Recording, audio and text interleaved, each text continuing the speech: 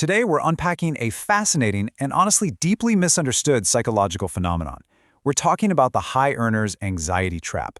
Picture this. You've got a household income comfortably in the top few percent nationally. A large, beautiful house. Luxury cars sitting in the driveway. The kids are enrolled in private school. I mean, from the outside looking in, it looks like absolute picture-perfect financial success, right? And yet, behind closed doors, this person is quietly, genuinely convinced that they are suffocating. They're hunched over their laptop, staring at bills, just completely overwhelmed by financial anxiety. And surveys consistently back this up, showing that a massive share of top earners actually describe themselves not as financially secure, but as financially anxious. Okay, so let's dive into this paradox. It's the ultimate question we need to answer today. Why does having the nice house, the reliable cars, and the private schools so often fail to actually generate true financial peace of mind? We're kind of conditioned to believe that the second you cross a certain income threshold, you automatically unlock this magical life free of money worries. But reaching that top percentile, it frequently comes with invisible traps. And this brings us to the core mystery we're solving in this explainer. More money just doesn't reliably buy the feeling of having enough. The raw, absolute number on your paycheck absolutely does not dictate the psychological reality of financial stress. So we're going to break down exactly why this disconnect happens, look at the behavioral economics behind it, and more importantly, we're going to uncover what actually does create that elusive feeling of having enough. Let's start with Section 1, the moving reference point. To understand the high earner's trap, we have to look at our first structural hurdle. You see, wealth isn't anywhere near as absolute as our culture assumes it is. Our anxiety is completely grounded in human psychology. We don't evaluate our wealth in a vacuum. We evaluate it relative to a reference point. We judge our financial standing against a very specific context: our neighborhood, our social circle, our colleagues. The absolute number on your paycheck, your brain actually doesn't care about that variable. The gap between your current lifestyle and your reference point is the variable that matters. And that creates a massive problem as your income grows. Why? Because this reference point almost always moves upward right alongside your income. Think about how this plays out in the real world. You get a great promotion. Awesome. You upgrade to a slightly nicer neighborhood. But suddenly, your standard for what feels normal changes. You start socializing with other high earners. You look out your window and see slightly newer, slightly nicer cars parked next door. Because higher earners naturally tend to live and work around other higher earners, their reference point is continuously rising.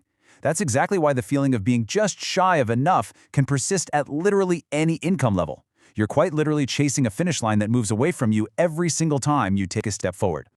Moving right along to Section 2, compounding lifestyle creep.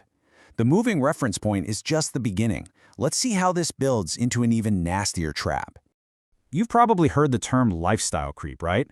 But at high income levels, it compounds very differently. Most people think of lifestyle creep as discretionary creep. You know, buying $5 lattes, eating out more often, maybe taking a spontaneous weekend trip. And look, that kind of spending is pretty easily reversible if money suddenly gets tight. But high earners tend to fall victim to fixed cost creep. This is when your recurring locked-in expenses inflate. We're talking about taking on a massive new mortgage, committing to crazy expensive private school tuition, upgrading the top-tier insurance, or joining exclusive clubs tied to that new social circle we talked about. These costs are incredibly difficult and painful to reverse. So here's the crucial point. It's this lack of flexibility that creates genuine, very real financial anxiety. The financial cushion at a high income can actually end up being razor thin compared to how it looks from the outside. A household might appear incredibly wealthy by literally any outside measure. But because their fixed costs have completely eaten up their massive income, they're operating with dangerously limited monthly flexibility. They are trapped by their own lifestyle overhead, and this sets up a highly volatile situation when they start looking around at their peers. Which brings us to Section 3, the precision comparison trap. This is where professional networks actively weaponize the anxiety we've just been talking about. This is the second really insidious layer of the trap. If you have a modest income, your financial comparison to others is usually just a vague sense that, well, someone somewhere has more money than me. It's abstract, right? It's easy enough to shrug off. But as income rises in competitive industries, that comparison doesn't fade. It becomes hyper-precise. High earners have direct, explicit visibility into their colleagues' lives. They know exactly who got a promotion, they know the exact bonus structures, they see the explicit lifestyle upgrades being broadcasted on professional social networks like LinkedIn. Our source material captures this brilliantly. A specific, visible number from a direct peer is far harder to psychologically dismiss. When you open a networking app and see a peer's acquisition announcement or their luxury vacation, your brain instantly processes that precise data. And what does it do? It immediately resets your internal enough threshold. Every single time that happens, you're put right back on that endless treadmill, feeling like you're falling behind no matter how much money you're actually bringing home. Now, before we go any further, we really need to take a step back and ask the elephant in the room question. Is more money actually useless? Have we just proven that striving for a higher income is totally pointless? Well, to be completely fair to the research, the answer is no. Money absolutely matters. Genuine financial hardship is very real, and research consistently shows that income meaningfully improves your well-being, but only up to the point where your basic needs and a reasonable safety margin are met. Here's the critical distinction, though.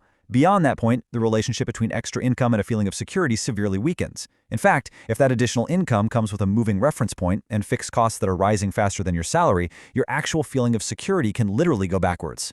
So let's pivot over to the solution in Section 4, defining real financial security. If a massive raw income number doesn't automatically create security, what actually does? The first absolute massive predictor of real security is the physical gap between what comes in and what is already committed to fixed costs. Imagine a household with a sky-high income but inflated fixed costs. They have almost zero gap, and as a result, they experience really low security. Now contrast that with a moderate income household that fiercely maintains a wide, meaningful gap between their income and their fixed expenses. They report high financial security. The gap is the literal secret here. So based on all the behavioral research, here is your actionable 3-step formula for actually creating the feeling of enough. Step 1, like we just talked about, is to ruthlessly maximize the gap between your income and your fixed costs. Step 2 is to build a defined, visible savings buffer. And Step 3 is to deliberately limit your comparison exposure. Let's break down those last 2 steps because they are game changers. Step 2 is absolutely critical. Studies on financial well-being consistently find that a defined, visible savings buffer, even just a modest, clearly designated emergency fund, correlates more strongly with financial peace of mind than your total income does. Just being able to visually see that buffer sitting there in an account acts as a powerful psychological shield. It literally tells your brain, we have flexibility, we are safe. And that's something a mere salary bump entirely fails to do. And then we have Step 3, limiting comparison exposure. If you find yourself stuck in this high earner's anxiety trap, financial counselors explicitly recommend temporarily shutting down the comparison machine. Mute those specific professional feeds that trigger you. Intentionally reduce your exposure to the peer groups that constantly reset your reference point upward. Use that newly quiet time to focus purely on rebuilding your actual financial cushion. You absolutely have to start measuring enough against your own gap in your own buffer, rather than against someone else's carefully curated highlight reel. I really want you to absorb this next point. If you have reached an income level that society tells you should feel like enough, and you still feel incredibly stressed, it is not a moral failing. It doesn't mean there is something fundamentally broken about you or your spending habits. It is a universal psychological phenomenon. It's simply proof that your reference point moved right along with you, just exactly as it does for almost everyone, at almost every single income tier. Ultimately, we have to realize that the feeling of enough was never really about the number anyway. It was about the gap. And the beautiful thing is, that's a number you actually get to control. True financial security doesn't come from an uncontrollable upward spiral of comparisons. It is built entirely on the gap you engineer for yourself. None of this requires you to earn less. It just requires you to fundamentally change what you're measuring. So I want to leave you with this final kind of provocative thought today. Think back on your own career and your own financial journey. Has a specific comparison, maybe a colleague's huge promotion, a neighbor's brand new car, or just a flashy post on social media, ever instantly reset what enough felt like for you? Take back control of that reference point. Focus on your gap and master your own financial psychology. Thanks for joining and keep learning.